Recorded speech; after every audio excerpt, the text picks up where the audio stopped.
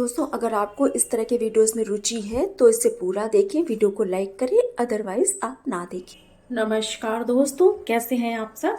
I hope आप सब बहुत अच्छे हैं। दोस्तों, आज का हमारा टॉपिक है बस इस तरह से सोचो, जो चाहोगे, जो सोचोगे, जो मांगोगे सब मिलेगा। जी हाँ दोस्तों, टेलीसाइकिक्स की मदद से कभी कोई प्रार्थना नाकाम नहीं होती है। जी हाँ दोस्तों, आइए जानते हैं क्या है और किस तरह से सोचें, किस तरह से प्रार्थना करें जो कभी नाकाम ना हो। दोस्तों, कई लोग ऐसा कहते हैं बार बार कि हम कुछ चीज़ों को वास्तव में बहुत सीरियसली पाना चाहते हैं, लेकिन वे हमें नहीं मिलती हैं। हमने प्रार्थना की, बहुत हसरत रखी, इंतज़ार भी किया, लेकिन फिर भी कोई जवाब नहीं मिला। वे सवाल पूछते हैं कि क्या करें, क्यों ऐसा होता है कि हमारी प्रार्थनाओं का जवाब नहीं मिलता है। तो दोस्तों, इसका जवाब यह है कि आपकी प्रार्थनाओं का जवाब आपकी आस्था के अनुसार ही मिलता है। आस्था क्या है?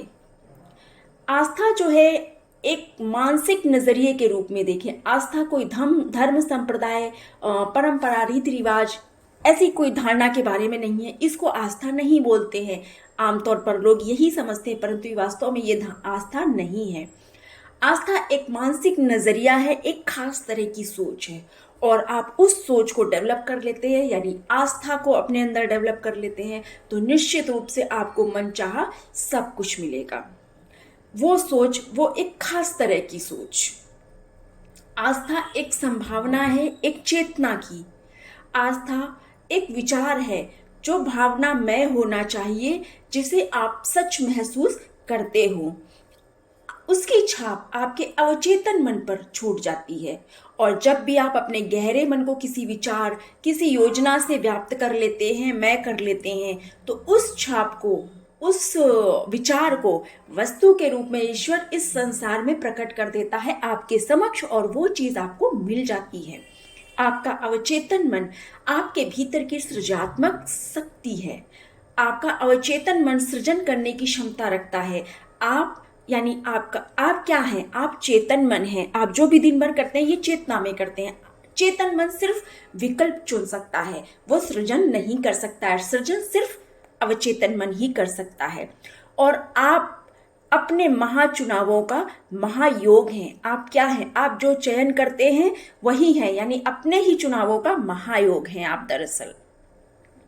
ज्यादातर लोगों को इस बात का एहसास ही नहीं होता, और करोड़ों लोग तो इस सत्य को ही अस्वीकार कर देते हैं।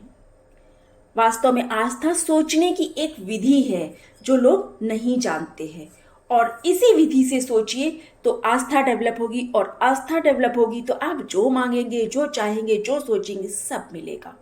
बस आपको सोचना इस तरह है। विश्वास करने का तरीका है आस्था, एक मानसिक स्वीकृति है आस्था। अब आप देखिए, केमिस्ट को रसायन में आस्था है तो वो सफल है, यानी उसका जो रसायन से वो दवाओं का निर्माण करता है उसमें सफलता मिलती है। किसानों का कृषि के नियमों में है, इंजीनियर का गणित में है, तो सब वो अपने काम को अच्छी तरह बखूबी कर लेते हैं, उसमें सफल होते हैं। जो वो चाहते हैं, वो मकान बनाना चाहते हैं, वो बना लेते हैं। किसान खेती करना चाहता है, वो कर लेता है कि नहीं?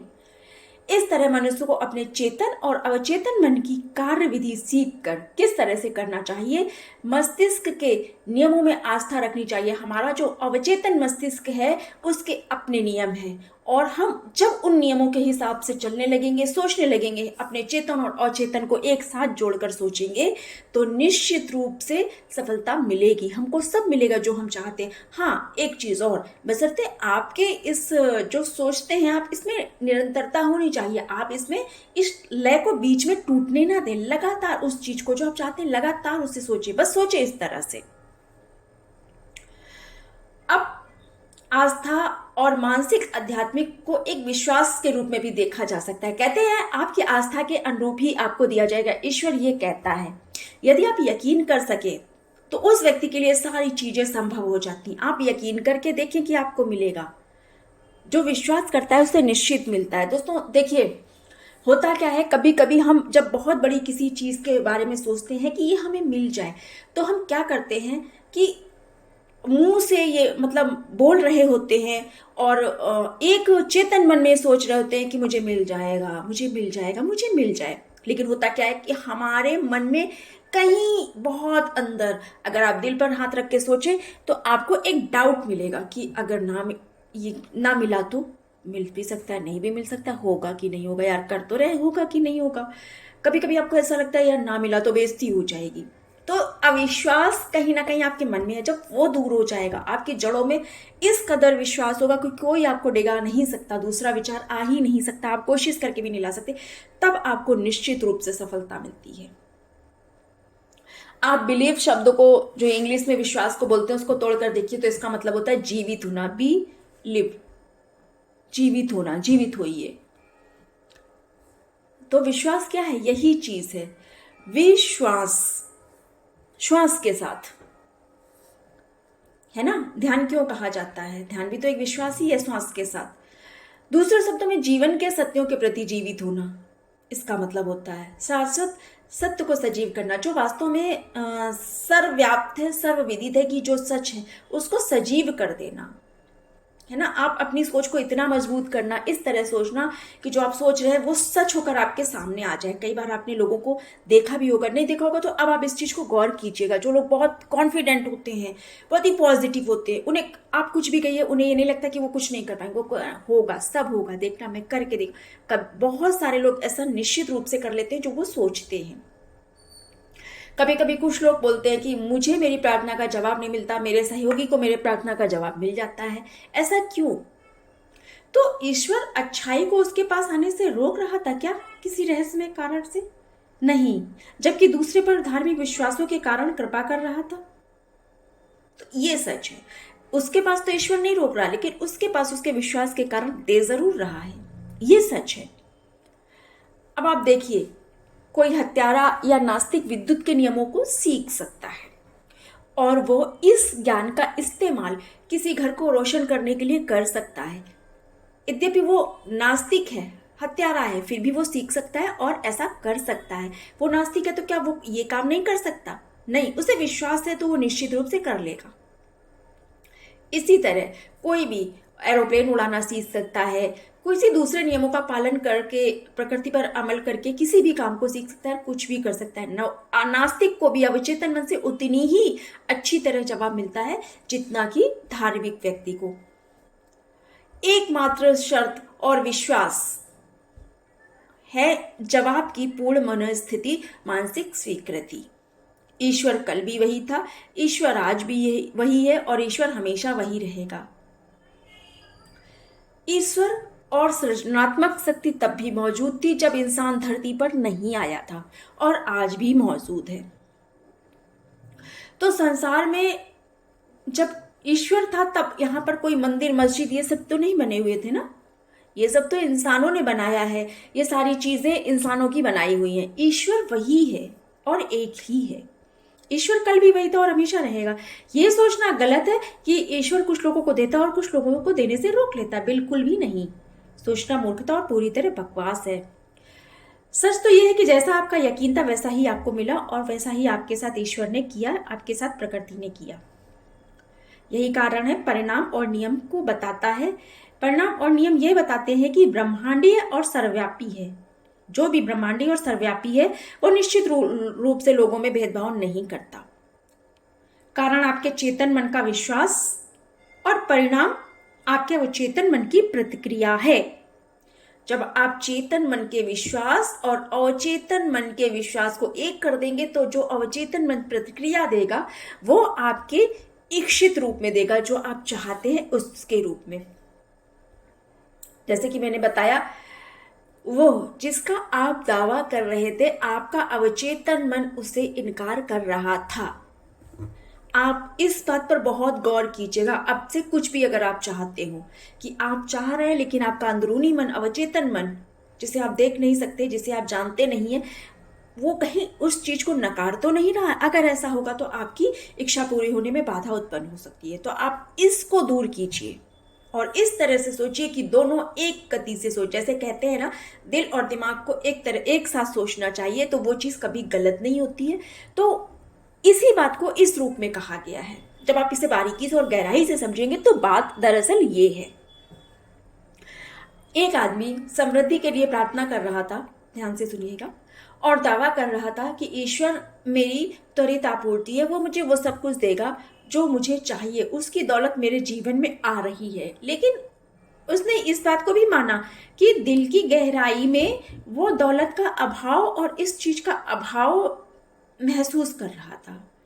कहीं ना कहीं उसका एक छिपा हुआ मन अभाव महसूस कर रहा था। मुंह से वो बोल रहा था, एक मन से कह रहा था कि मेरे जीवन में बहुत दौलत है, ईश्वर मुझे सब कुछ देगा, लेकिन दूसरा मन इस बात से इनकार कर रहा था कि वो कह रहा था कहाँ है हमारे पास दौलत, अभी तक तो ईश्वर ने नहीं दिया।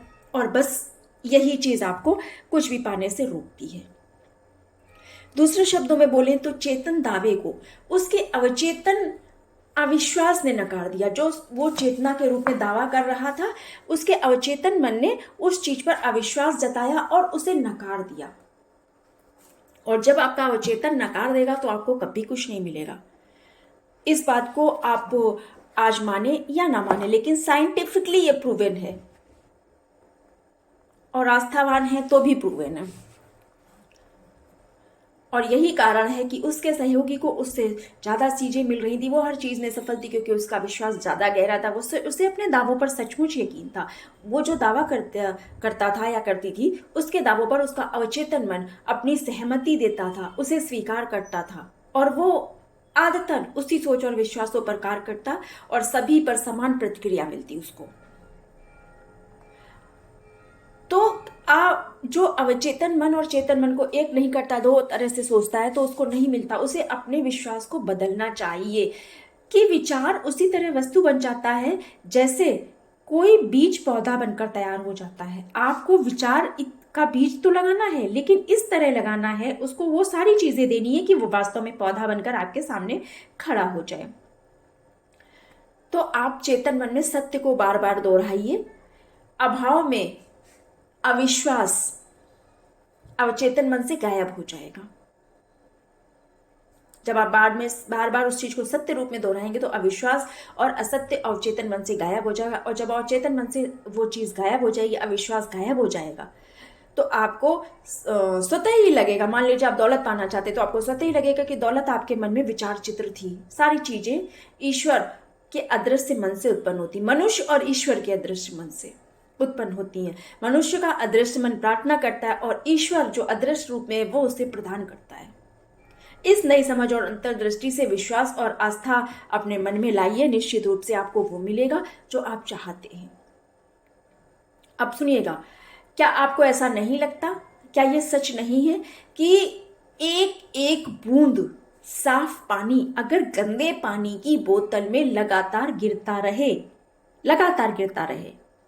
तो अंततः बोतल में साफ पानी ही रह जाएगा, साफ पानी ही दिखेगा। ये क्या है? ये विश्वास और अच्छे विचार के लगातार, अच्छी चीज लगातार गिरने से, विश्वास के लगातार गिरने से अविश्वास खत्म हो जाएगा और सिर्फ विश्वास दिखेगा। और ये दोहराव की कुंजी है, ऐसा बार बार करने से हुआ है। उसने अपने झूठे विश्वास को पहचान लिया, उस व्यक्ति ने जिसे नहीं मिल रहा था, और उसकी जगह जीवन में उस विचार को दोहराने लगा जो वो चाहता था और उसको सच बना लिया मन में। और सच बनाने से उसे वास्तव में मुक्तता और खुशी से अंतहीन रूप से स्वीकार किया और वो सच बन गया। इस संसार के पर्दे पर सच बनकर उसके सामने आ गया और उसे मिल गया। शुरुआत में ये एक बौद्धिक कथन होता है, हम सिर्फ अपने दिमाग से इसको कहते हैं, वास्तव में ये होता नहीं है। लेकिन शुरुआत में भावना कोई भूमिका नहीं निभाती, हम भावनात्मक रूप से उसे एक्सेप्ट नहीं करते, मानते नहीं, सिर्फ बोलते हैं। लेकिन धीरे धीरे धीरे धीरे जब विश्वास के साथ आप इसे दोहराते रहेंगे तो वो चीज भावनात्मक हो जाएगी, आपकी भावना उसे स्वीकार कर लेगी। भावना के स्वीकार करते ही वो पल आ जाएगा जब आपका सारा विरोधाभास चला जाएगा और साफ पानी की लगातार टपकती बूंद गंदे पानी की आखिरी बूंद को धो डालेगी और आपकी सोच, आपका जो आपके स्मृति पर, बौद्धिक पटल पर जो चल रहा था वो सच हो जाएगा। आप जो बार बार बोल रहे थे ऐसा होगा ऐसा होगा, वो हो जाएगा। तभी तो कहते हैं कि वो पुराने लोगों ने कहावत गलत नहीं कही है, कहा है दिन भर में कभी हमारे मुंह से सच निकल जाता है। ऐसे मत बोलो, कोई बात लग जाती है। क्यों लग जाती है? क्योंकि जब हम हर तरह से पूर्ण रूप से, संपूर्ण रूप से उस बात को कहते हैं तब वो लग जाती है। अगर हम सिर्फ बौद्धिक रूप से मुंह से बोले, चेतन मन से बोले, तो वो चीज नहीं लगेगी। है ना।